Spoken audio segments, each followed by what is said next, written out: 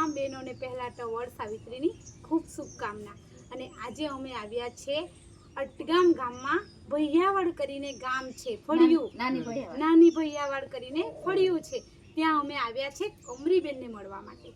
કમરીબેનના છોકરો બહુ સમયથી એક્સપાયર થઈ ગયેલો હતો, એમની વહુ સાથે તેઓ રહેતા હતા અને એમના જે 2 છોકરા છે, આપણો હમણાં હાલમાં એમના વહુનું પર એક્સિડન્ટ થઈ ગયું છે, એટલે કમરીબેન હમણાં એકલા જ રહી ગયા છે અને એમના 2 છોકરા પર છે।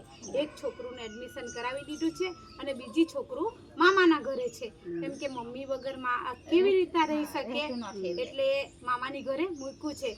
તો તમે મારો વિડીયો નિહાળો અને જો તમને પર કોઈને આવી સેવા કરવાની ઈચ્છા થાય કે તમને એવું લાગે કે શીતલબેન જ્યાં ગયા છે ત્યાં જવું જોઈએ, તો તમે તમામ બહેનો કે મારા ભાઈઓ કોઈને પર મારું ખાસ વિનંતી કે કમરીબેનને પર ખરેખર આફત આવી પડી છે।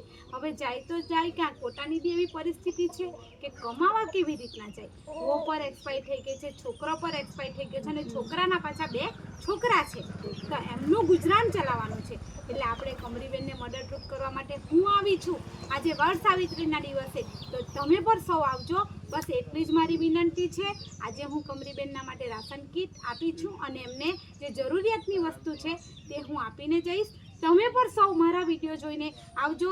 બેન રહે છે અટગામ નાની ભૈયાવાડ ગામમાં, તમે કમરીબેનને મદદ કરવા માટે જરૂરથી આવજો, કારણ કે એમને ઘણી બધી તકલીફો પડી છે, વહુ પર નથી, છોકરો પણ નથી, તો તમે મિત્રો મારા સૌને વિનંતી કે આવજો અને જેમ બને તેમ મારા વિડીયોને ફોલો કરજો, જેથી આપણે આવા નિરાધાર વ્યક્તિઓને મદદરૂપ થઈએ અને આવા વ્યક્તિઓને આપણે મદદરૂપ થશું તો ખરેખર ભગવાન ખૂબ રાજી થશે। કાલે એમનો વિડીયો મેં જોયો હતો, તેમને જોઈને હું આવી છું, તો આપણે સૌ કમરીબેનને મદદરૂપ થઈએ। સૌને જય માતાજી। હા કે બહુ ટેન્શન નહીં લેતી, હા કે છોકરાનું બી કરું ને બધાનું કરું, હા ને ચોપડા પોપડા બધું મોકલાવું, હા કે તારે જરાક બી ટેન્શન નહીં લેવાનું, હા કે હવે પૂરું થઈ જાય એટલે અમને આ બેનને નંબર આપ્યો છે, હા કે ફોન કરું, હા ને ચાલ, હા કે ચાલ આવજો, હા ને ચાલ, જય માતા।